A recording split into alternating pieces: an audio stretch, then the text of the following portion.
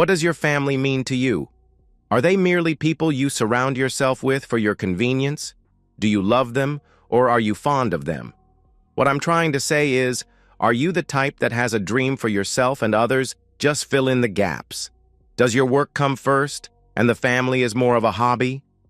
That's a lot of questions for a person to answer. Some of you will really have to think about it before you give a true opinion. Others will reply to this immediately, but they will know that they are lying. And then there will be people like me without hesitation. I will tell you that my family comes first. My children and grandchildren are held above all else in my life. They are the sole reason for my existence. They are the sun, the moon, and the stars to me. I would literally give the shirt off of my back for them, which is not to say if they needed it, but if they wanted it. I would give my last dollar to any of them, for a frivolous whim of theirs. I would happily do without a necessity, for any of them to enjoy a luxury. You may have noticed that my wife is not included in my statement above. I had a wife once, 20 years ago. No, she's not dead, at least in the physical sense. We're not divorced either. That would have upset the children. We continue to coexist in the same house, under the same conditions as we have for over 40 years. The children know nothing of the rift that occurred between my wife and I, and more to the point, she doesn't either. Ridiculous, you say, maybe. I have continued to love my family with the exception of my wife and pretend that all is well. Why would a sane man do such a thing? My 3 children all love their mother. To tell them what is indelibly etched in my mind would diminish her in their eyes. I simply love them too much to affect their happiness in any way, shape, or form, even to my own detriment. Call me a wimp? Well, you can kiss my back. Call me a coward. That's nonsense. What I have done for the last 20 years is protect my children. It has been a feat harder than you can imagine, harder by far than any form of torture ever devised by man. My name is Charlie, and I have 3 children, 2 boys and a girl. They are everything to me. The oldest, Rob, is going on 40. Billy is 37, and my baby girl, Judy, just turned 33. Between them, there are 8 beautiful, wondrous grandkids, and I would happily lay down my life for any one of them. I have kept this secret inside of me for nearly 20 years. The woman that was once my life and my only love is Sally. I'm telling you this now because there are only days or hours left in my life. The doctor tells me it will not be painful. Sally and I once had something that you would call the perfect marriage. We met just out of college. I had a great job as a beginning architect. Sally was in real estate and loved what she did.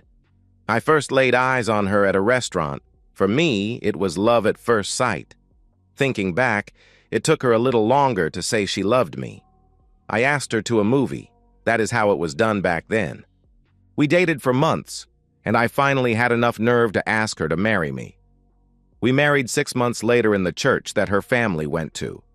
Hawaii was where we spent our honeymoon and learned about the physical side of love with one another. We spent a glorious week in the sun and explored each other's bodies for hours. Our life as newlyweds was a happy one, working to save money for a house and loving each other. Sally did very well in her job and found us a beautiful house that we couldn't afford. We bought it anyway, vowing to work harder and cut back on things we didn't need. We didn't eat out anymore and took our lunches to work. I worked harder than I ever had in my life, and it paid off quickly. Soon I was promoted, and we could now easily afford the house. When we first bought the house, we had started to spend our time together doing things that didn't cost any money, like taking long walks and going on picnics. We enjoyed that time so much that we continued to be frugal and spent our time together enjoying each other. What money we did spend was spent on the house. We worked like dogs to make it a showplace that we could raise our family in and grow old together. The day that Sally told me she was expecting our first child, I could not have been happier or more proud. My prayers had all been answered. Sally's belly grew each day, as did my love for her. We continued to live as we had, choosing to spend time rather than money on the kids and ourselves. Don't get the wrong idea here. We had everything we needed. We just felt that it was more important to do things together as a family than for the kids to have all the latest toys. Doing almost everything as a team, we tried to instill values in our children, teaching them right from wrong in our own loving way. Church was a big part of our lives, not because we were fanatics, but because we wanted the kids to believe in a higher power, attending services each Sunday as a family and taking part in all the outings and picnics. Our life was a happy one. At 43, I was hurt at a job site inspecting a building that we were constructing. I was hit by a falling piece of a metal beam, and my back was a mess. They put me back together, and I spent over 3 months in traction, each day praying that I would be able to get well and provide for my family. It took a long time for me to be able to walk and get around on my own. The pain was tremendous, so I took a lot of painkillers.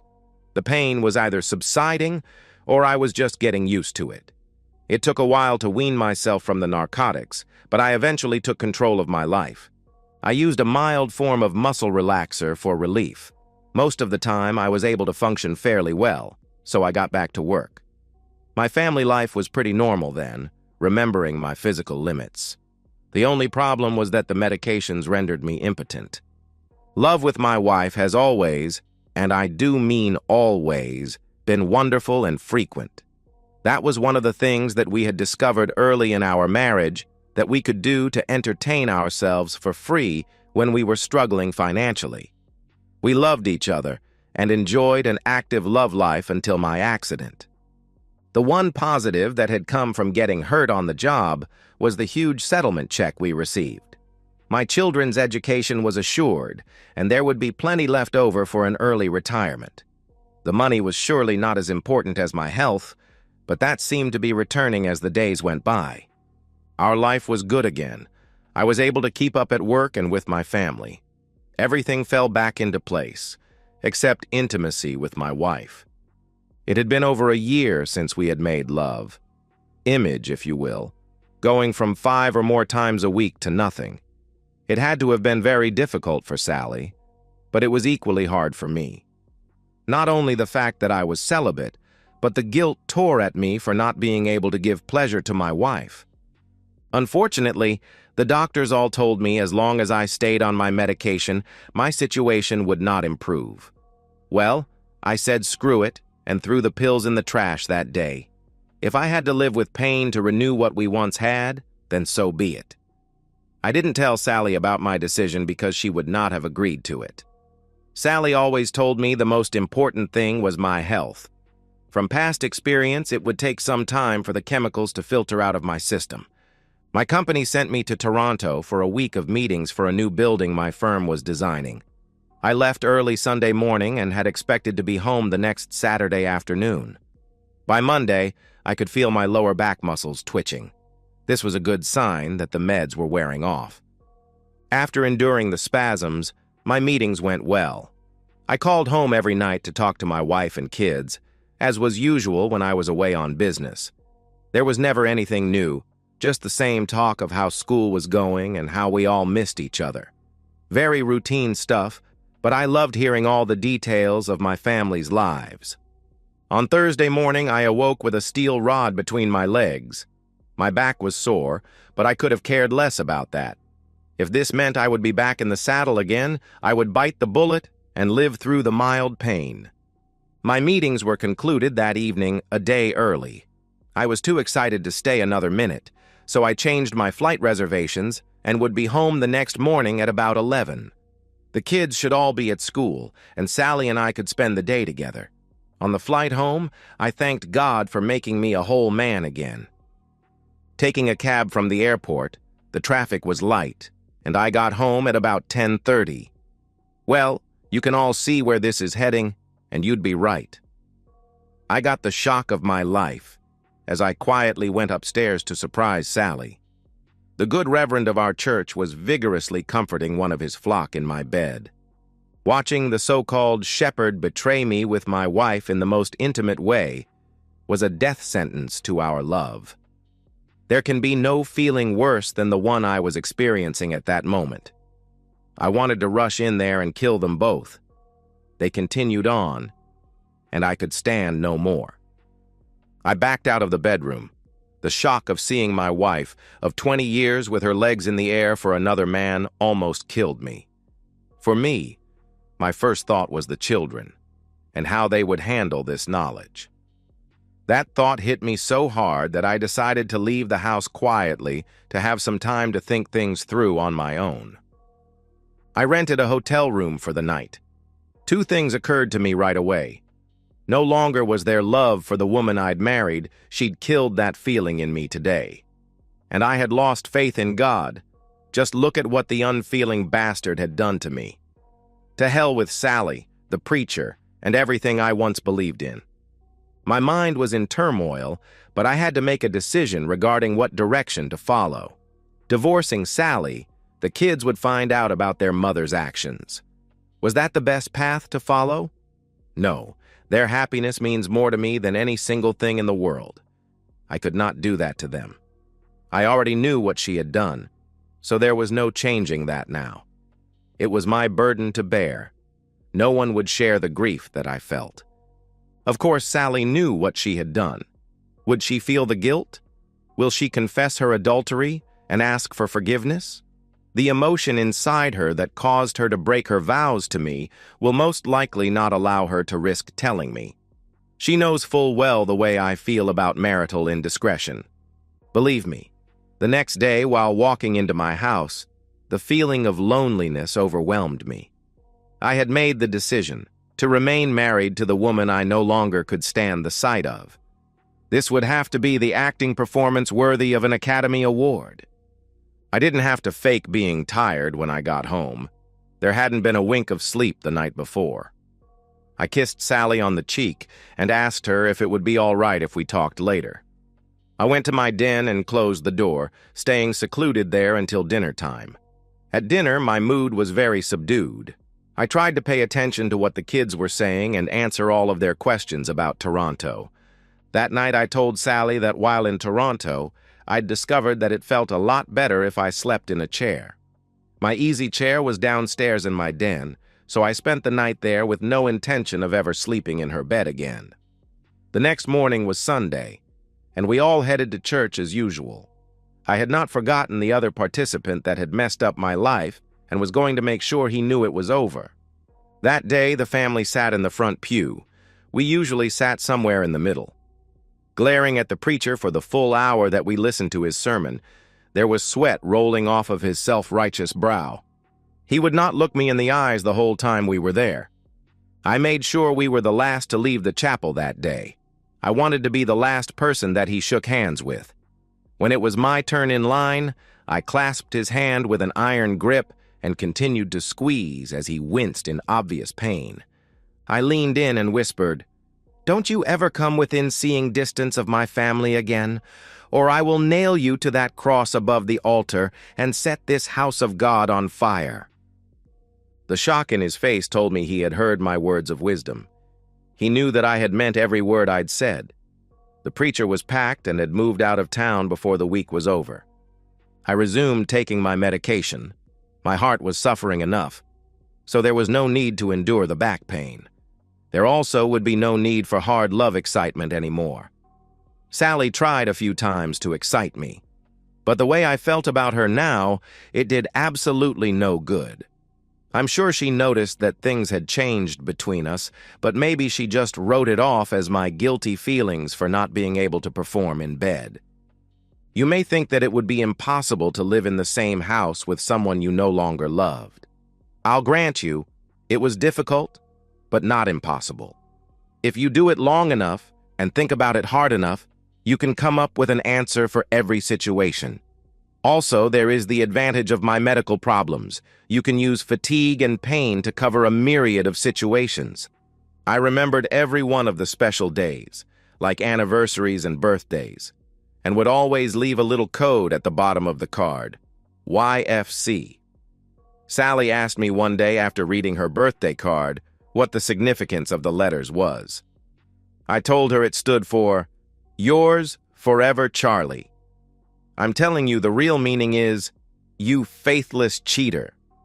For all the years since Sally cheated on me, I've never slept in the same room as her.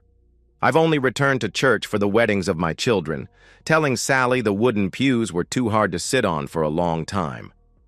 I've never told a soul about the secret that I held inside of me for the last 20 years. It was all done out of the only love there was left in me, all for my children. Right now, I only have minutes to live. I can feel it. My family is gathered around me now. For the most part, I have led a good life. I got to see all of my children graduate from college and start families of their own. They are all grown and are leading happy lives. That in itself has been good enough for me to go to my grave a happy man. Once or twice over the years, the thought of going ahead with divorce had occurred to me. Sally had been unfaithful to me. It was a conscious act of betrayal that I never have or never will forgive. For the first 20 years of our life together, I gave her all the love that a man has to give. For the last 20 years, I was merely the man that Sally had once married. My body lived in the same house that we had worked so hard for, but my mind and heart were somewhere in the past. I never knew if Sally cheated on me again. It really didn't matter. The results would have been the same either way. My children would have lost respect for one of us if the truth of what Sally had done were revealed to them. They would have hated what their mother had done, but probably would have wanted me to give her another chance. As much as I loved them, I wouldn't have given her that chance. The pain and humiliation was too deep. Sides would have been taken, and my family would have been pulled apart at the seams. I chose a way, right or wrong, that the family unit would stay intact and strong. The children's mother and I could be loved and looked upon with respect, equally.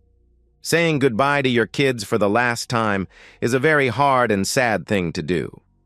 I told each one of them how much I loved them and just how proud of them I really was. I hugged and kissed them all goodbye and asked them to give me some time alone with their mother while there was still time. There was a lot left to be said to my so-called wife. The time was growing short, and I was getting weaker by the minute. I'd made a decision in the last few weeks about my little secret. "Sally, please come closer. It's getting very hard for me to speak." She slid her chair nearer the bed. "Don't try to talk, dear. You should rest." "No, Sally. There is something very important to me that you must know. For 20 years, you were my wife, my lover, and my best friend." "Oh, Charlie, you know we were married for 40 years, not 20. "That's right. And for the first 20, you were all of those things to me and more. But the last 20, you were just another cheating woman who cheated on her husband," I said hoarsely. "You knew?" she asked, shocked. "Yes. I came home early from that business trip to Toronto. I saw you. It's still difficult for me to think of that day." "Please, Charlie, forgive me. I don't want you to meet your maker this way. Oh God, I'm so sorry." "Damn your God," I said as loudly as I could.